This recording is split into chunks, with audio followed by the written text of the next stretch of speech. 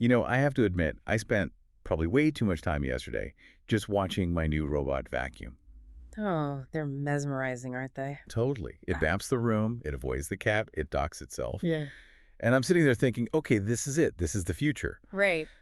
But then I started digging into the stack for today's deep dive, and, well, it turns out I'm about 2,500 years late to the party. It is a little humbling. We think of robotics and AI as this, purely modern thing, a product Yeah. of the Silicon Age. Yeah, it But got if you go back to the ancient Greek myths, especially around Hephaestus, the blacksmith god, the exact same concepts are right there. They just called it biotechny. life through craft. Life through craft, beings that were made, not born. And what gets me is that this isn't just vague, hand-wavy magic.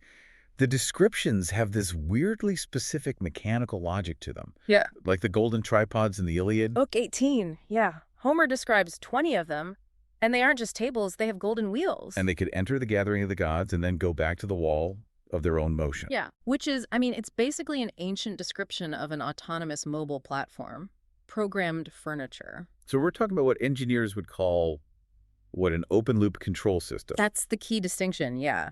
They aren't making complex decisions. They're just following a pre-programmed path, a set loop.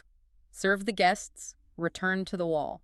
But Hephaestus didn't stop there. He iterated. The golden handmaidens weren't just tables with wheels. These were full-on androids. And this is where it shifts from simple automation to something that really looks like AI. Because Homer says they had understanding in their hearts, news. They had speech, strength. They even learned skills. They weren't just moving statues. They had, a mind inside them. And the whole reason for them is so positive. Hephaestus was lame, and he built these incredible beings to support him as he walked. It's a vision of assistive technology. It's not about replacement. Right. It's about embodied intelligence designed to augment human capability. It's just a wonderfully optimistic view of human-robot interaction. That idea of understanding, of helpful intelligence. Yeah. That actually leads us perfectly to our sponsor today. It really does. If you're looking for that kind of capability in your own work, whether it's AI training, automation, or software integration, you should check out EmberSilk. Exactly.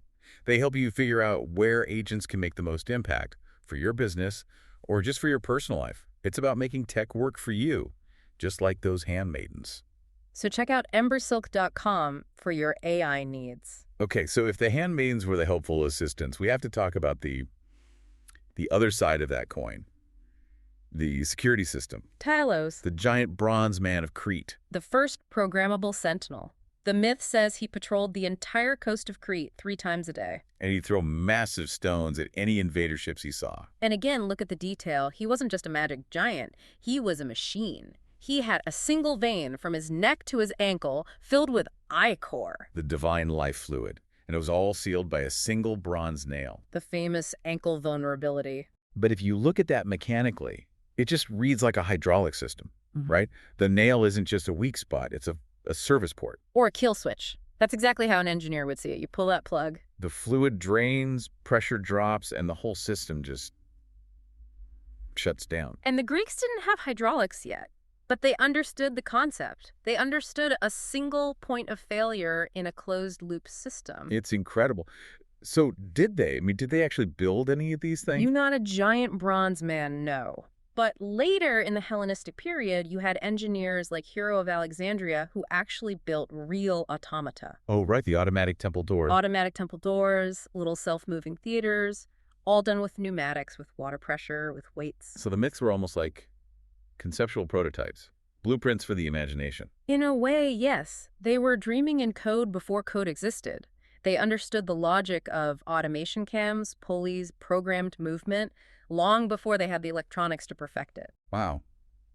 It just really reframes history. It suggests humanity has always had this intellectually curious drive to replicate life and solve problems with craft. We're just natural innovators. We absolutely are. And what's so hopeful is that the robots of our future are actually the oldest dreams of our past. It shows this eternal optimism we have that technology can and will make life better. If you enjoyed this deep dive, please subscribe to the show. Hey, leave us a 5-star review if you can. It really does help get the word out. Thanks for tuning in.